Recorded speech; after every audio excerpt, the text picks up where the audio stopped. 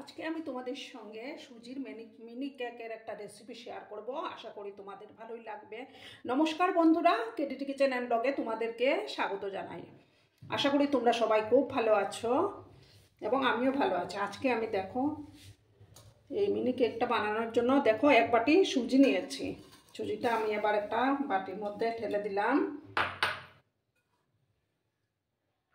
তারপর দেখো চিনিটাকে আমি মিক্সির মধ্যে গ্রাইন্ড করে নিয়েছি। ছোট বাটির এক বাটি চিনির গুঁড়ো দিয়ে দিলাম। এবার আমি দেখো দুধটা আগে থেকে জাল করা ছিল, সামান্য অল্প অল্প করে দুধ দেব আর ব্যাটারটাকে ভালো করে আমি গুলিয়ে নেব।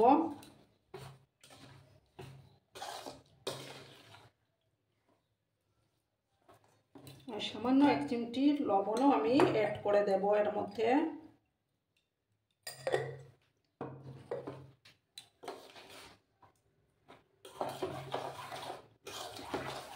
তোমরা দুধ ছাড়াও এটা করতে পারো, কিন্তু দুধ দিলে টেস্টটা ভালো আসে।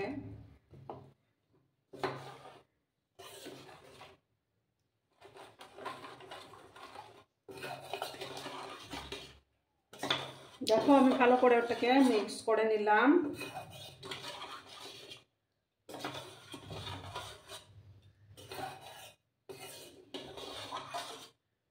এবার আমি এটাকে 10 মিনিটের মতো ঢাকা দিয়ে রাখবো, কারণ সুজির যে কোনো আইটেম বানাতে গেলে একটু সময় ঢেকে রাখলে রেসিপিটা দারুণ হয়। ঠিক আছে বন্ধুরা, 10 মিনিটের মতো এটাকে আমি একটু ঢাকা চাপা দিয়ে রেখে দিলাম। 10 মিনিট পরে আমি ফিরে আসছি। বন্ধুরা 10 মিনিট পরে আমি ফিরে আসলাম। এবার আমি এটার মধ্যে 2 চামচের মতো পাউডার মিল্ক অ্যাড করে দেব।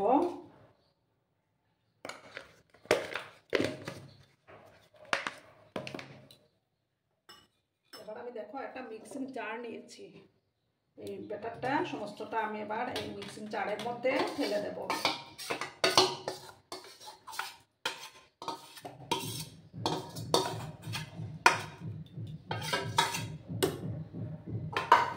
দিয়ে আমি এটার একটা স্মুথ পেস্ট আমি করে নিচ্ছি। ঠিক আছে বন্ধুরা, দেখো বন্ধুরা ব্যাটারটা তৈরি হয়ে গেছে। এবার আমি এই বাটির মধ্যে ঢেলে দেবো সমস্ত ব্যাটারটা।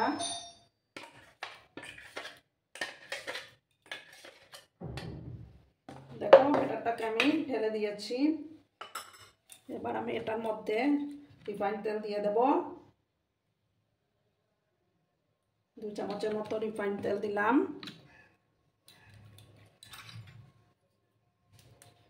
আর দেব ভ্যানিলা এসেন্স, আমি দিয়ে দেব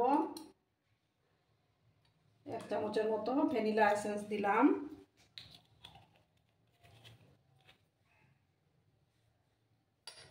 এবার বেকিং পাউডার দেব।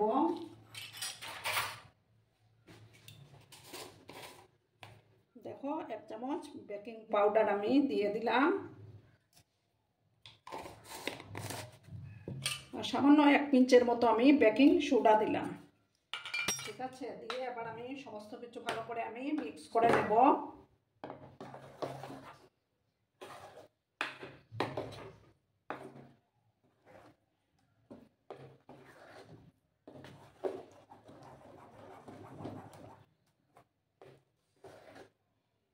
ভালো করে কিন্তু আমি মিক্স করে নিচ্ছি।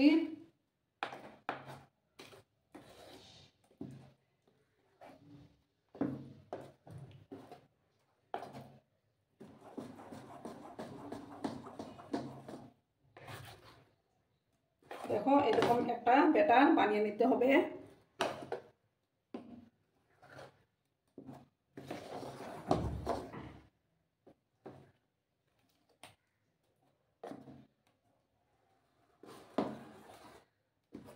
এবার দেখো আমি একটা আপামের মোল্ড নিয়েছি, এটার মধ্যে আমি তেল ব্রাশ করে দেব। ঠিক আছে,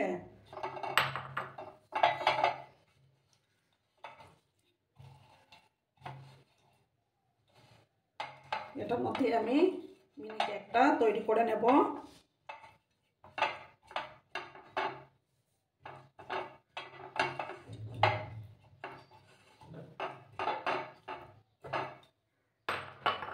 এবার আমি দেখো এটার মধ্যে ব্যাটারগুলো দিয়ে দেব।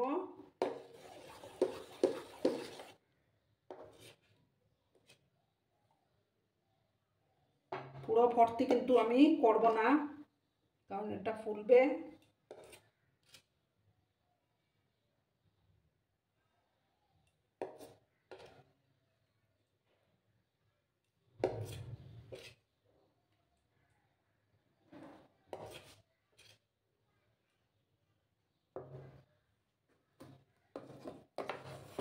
দেখো আমি এইভাবে ভর্তি করে নেব।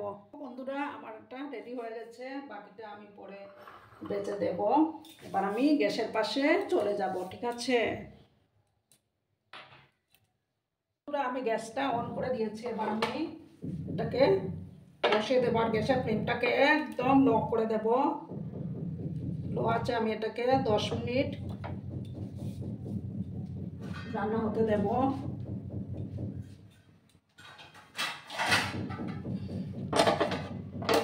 দেখো আমি এটাকে ঢাকা চাপা দিয়ে 10 মিনিট এটাকে রান্না করে নেব।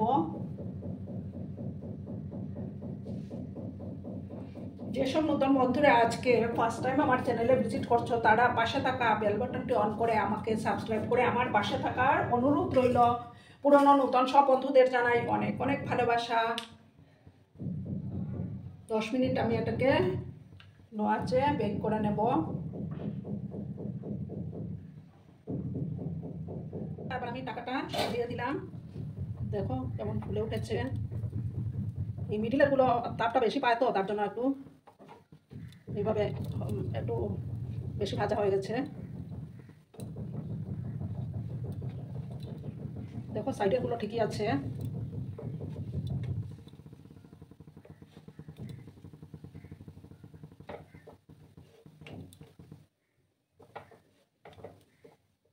দেখো কত সুন্দর লাগছে না দেখতে।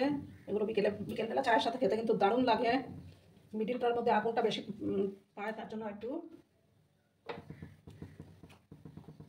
বেশি ভাজা হয়ে গেছে।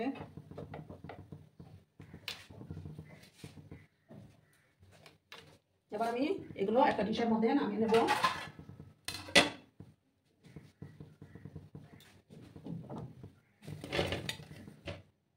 খেতে কিন্তু দুর্দান্ত হয় বন্ধুরা, আর খুব সফটও হয়। এবার আমি আর একটু তেল দিয়ে দিলাম।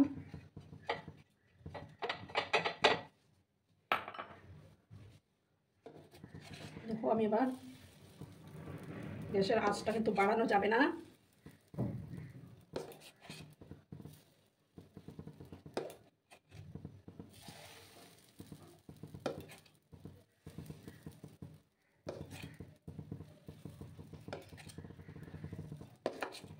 এইভাবে দেখো আমি সবগুলোর মধ্যে দিয়ে দেব।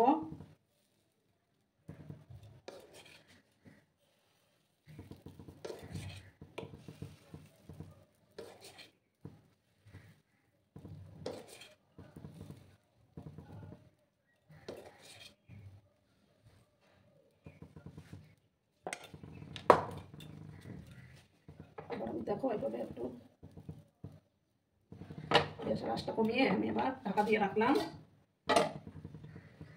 আবার 10 মিনিটের মতো এটাকে স্টিম করে নেব।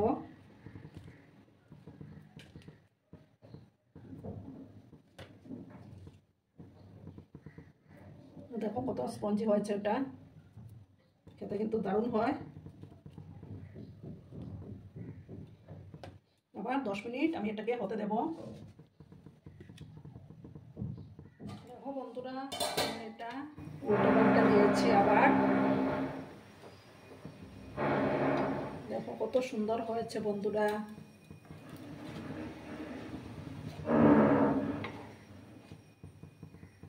এগুলো আমার তৈরি হয়ে গেছে। এটা কিন্তু দুর্দান্ত লাগে।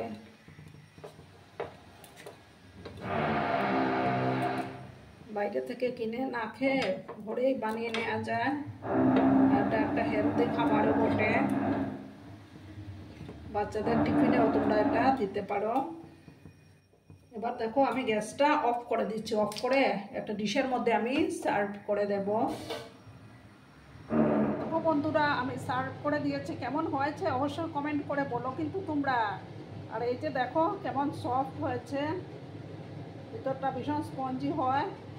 আর আমার আজকের এই ভিডিওটি তোমাদের যদি কোনো অংশে একটুও ভালো লাগে তাহলে অবশ্যই তোমাদের প্রিয়জনদের মাঝে শেয়ার করে দেওয়ার অনুরোধ রইল। ততক্ষণে তোমরা সবাই খুব ভালো থেকো, সুস্থ থেকো, আনন্দে থেকো। ধন্যবাদ।